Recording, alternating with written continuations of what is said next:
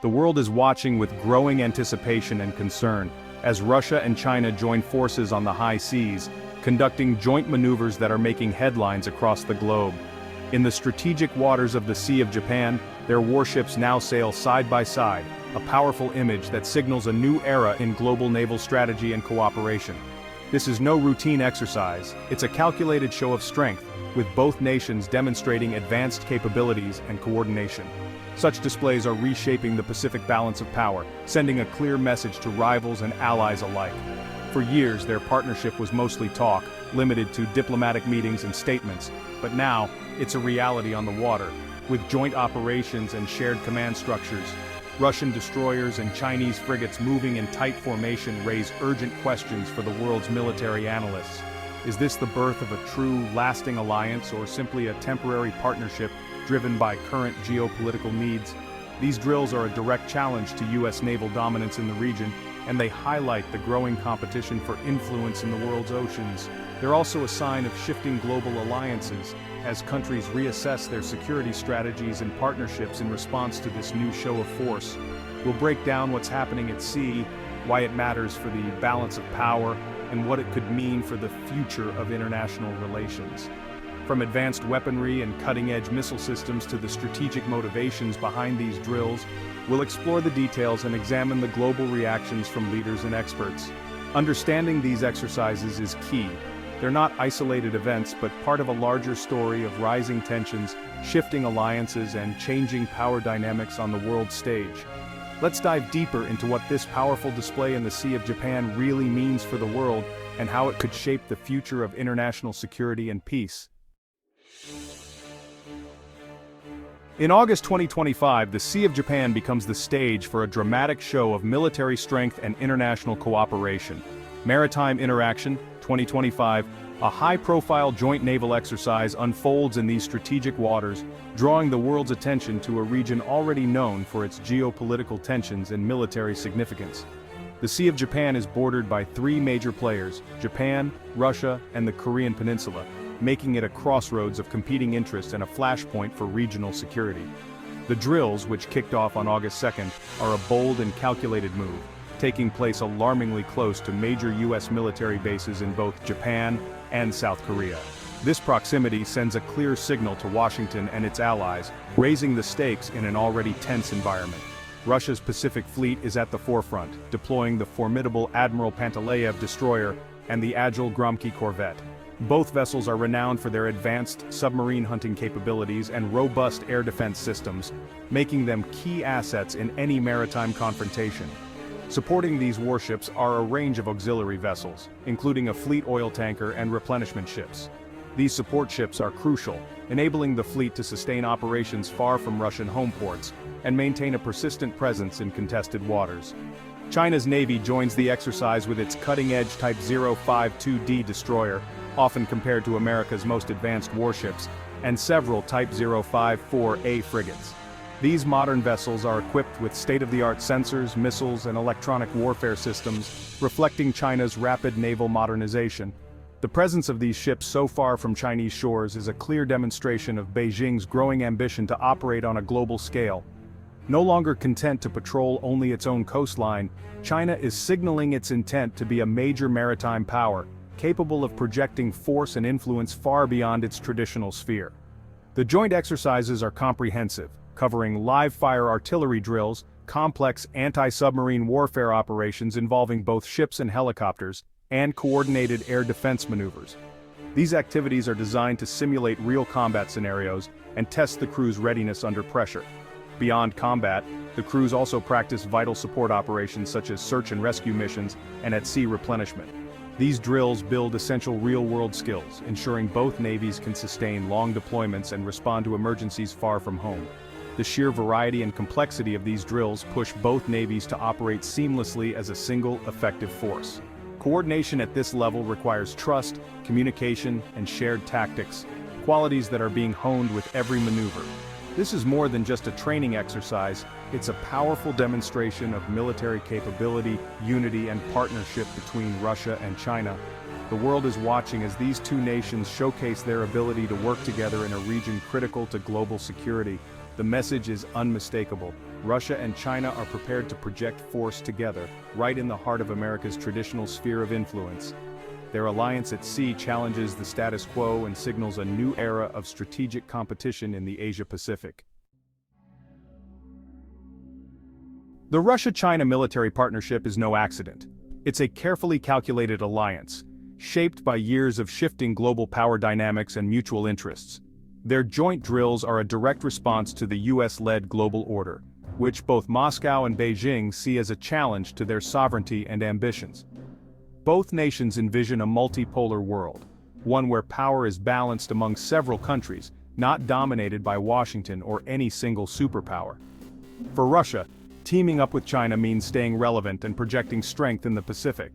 It's also a chance to showcase its naval expertise and remind the world of its military legacy. China, on the other hand, gains invaluable hands-on experience from Russia's seasoned crews.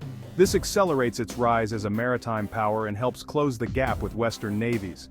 These joint drills are about more than just maneuvers. They build trust, foster interoperability, and help both sides iron out differences in tactics, language, and communication systems. Russian technology and decades of experience meet China's rapid modernization and innovation, creating a partnership that's both formidable and fast-evolving. By practicing together, they learn to coordinate attacks, share intelligence, and operate as a unified force, skills that could prove crucial in any future conflict or crisis. This isn't just about hardware or technology, it's about building the muscle memory and trust needed to respond quickly and effectively in real-world situations. The world is watching as their so-called no-limits partnership moves from words to action, becoming an evolving military reality that can't be ignored. With every exercise, Russia and China move closer to acting as a single powerful bloc, one that could reshape the balance of power at sea for years to come. Live-fire artillery drills are the highlight of Maritime Interaction 2025. Russian and Chinese ships form battle lines, unleashing their main guns on floating targets. This is a test of precision, coordination, and the ability to neutralize threats fast. Crews practice detecting, targeting, and engaging enemy ships, skills that decide real battles in minutes. Simulated anti-ship missile launches add a modern edge, with both navies rehearsing coordinated strikes. The drills ensure weapon systems and crews are ready for high-pressure combat. By demonstrating surface warfare prowess, Russia and China signal they can control key sea lanes. Their unified firepower is a clear deterrent to rivals in the region. The message: any confrontation will face a capable, coordinated force. Submarines are the silent killers of naval warfare, and both Russia and China know it. Anti-submarine warfare is a major focus. Ships and helicopters hunt simulated enemy subs using advanced sonar and sensors. Russian destroyers and Chinese frigates combine their strengths, tracking elusive targets beneath the waves. Helicopters like the K-27 and Z-9 extend the fleet's reach, rapidly investigating contacts. Real-time data sharing builds a complete underwater picture, crucial for joint operations. Russia's decades of ASW experience meet China's growing submarine ambitions, making both navies stronger. Training together, they sharpen their edge for future undersea battles. Air attacks are a fleet's greatest threat, so air defense is a top priority in these drills. Russian and Chinese ships use advanced radars and layered missile systems to create a protective bubble. Crews practice detecting, tracking, and engaging waves of simulated enemy aircraft and missiles. Information is shared instantly across the fleet, ensuring the best-positioned ship responds. Rapid-fire cannons and close-in weapon systems provide the last line of defense. Beyond combat, the navies rehearse search and rescue missions, launching helicopters and boats to save lives. These humanitarian drills build trust and cooperation, proving the partnership goes beyond warfare. Seamless teamwork in both combat and crisis is the real test of their alliance. The exercises show they're ready for both battle and emergency at sea. These drills are a geopolitical signal, not just a military exercise. The US is the main audience. Its Pacific dominance is being directly challenged. American and Japanese planners are closely analyzing every move, from tactics to integration. Japan, with territorial disputes and proximity to the action, sees this as a direct warning. Its self-defense force is likely ramping up surveillance and intelligence gathering. The timing, amid global tensions, underscores Moscow and Beijing's solidarity. For Washington, the prospect of facing a coordinated Russia-China bloc complicates strategy. Regional players like South Korea must balance alliances and economic ties, reassessing their security. The combined fleet's presence forces all of Northeast Asia to rethink its defense posture. Despite the show of unity, the Russia-China partnership faces real obstacles. Language barriers slow communication, especially among lower ranks. Technological incompatibility means their ships can't always share data seamlessly. Reliance on less secure communication could be a critical weakness in combat. Historical mistrust lingers. These nations were rivals for decades and old suspicions remain. Russia may fear becoming the junior partner as China's power grows. Their strategic priorities differ. Russia focuses on Europe, China on the Pacific. In a real crisis, their interests might not align, limiting how far the partnership can go. These drills help bridge gaps, but deep integration is a long way off. The alliance is practical, not perfect, a partnership of convenience, not a true NATO-style pact. The real test will come if their interests ever truly collide. These joint exercises are more than routine. They're a global statement. Russia and China are building a force capable of challenging the US-led maritime order. Their drills force Washington, Tokyo, and Seoul to rethink strategy and alliances. Yet language, technology, and history still limit how close this partnership can get. For now, it's a strategic alignment, not an unbreakable alliance. The future, lasting pact or temporary convenience, remains uncertain. What's clear? The world is watching, and the ripples from these drills will shape global power for years. The Sea of Japan has become the stage for a new era in international relations.